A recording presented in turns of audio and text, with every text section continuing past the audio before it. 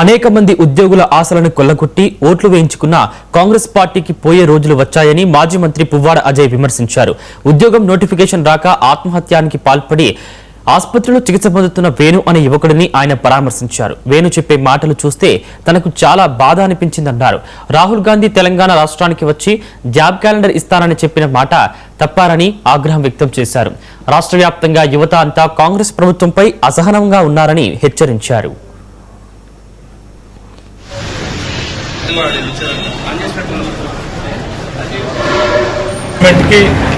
Suicide note అని రాసిన దాంట్లో కూడా తను విస్తృతంగా సోషల్ మీడియాలో కూడా దీనికి నాకు ప్రాచుర్యం కల్పించండి అని చెప్పాడు. ఇందులో తను చెప్పిన అనేక అంశాలు ఏవైతే ఉన్నాయో అవన్నీ కూడా సోషల్ మీడియాలో ఉన్నాయి. మీకు కూడా ఈ కాపీలు చూపిస్తాము. ఇప్పుడు ఆ విద్యార్థి ఎవరైతే ఉన్నారో నిరుద్యోగి అతని ప్రాణాలు కాపాడబట్టడానికి అన్ని చర్యలు తీసుకుంటామని చెప్పి డాక్టర్లు చెప్పారు.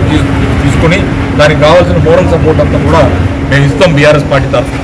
కానీ మిత్రులారా, ఇలాంటి అనేక మంది నిరుద్యోగుల మరి స్వప్నాలని ఆశల్ని కొల్లగొట్టి ఓట్లు వేయించుకొని అధికారంలోకి వచ్చి ఇప్పటికీ దాదాపు 3 సంవత్సరాలు అవుతున్న కాంగ్రెస్ ప్రభుత్వం యొక్క నిర్వాహకం ఇది.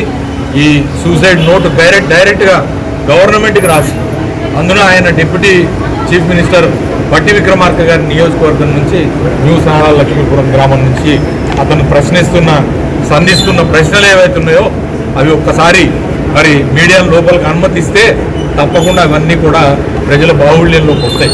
మేము వెళ్ళడానికి కూడా మమ్మల్ని కూడా, నేను ఒక మాజీ మంత్రిని, ఆయన మాజీ పార్లమెంట్ సభ్యులు, ఆయన ఎమ్మెల్సీ ప్రస్తుతం, ఆయన జెడ్పీ చైర్మన్ చేశారు. మమ్మల్ని లోపల పరామర్శించడానికి వెళ్తే కూడా మమ్మల్ని పోలీసులు అడ్డుకోవడం అనేది కరెక్ట్ కాదు. ఈ అసలు అవసరం లేదు.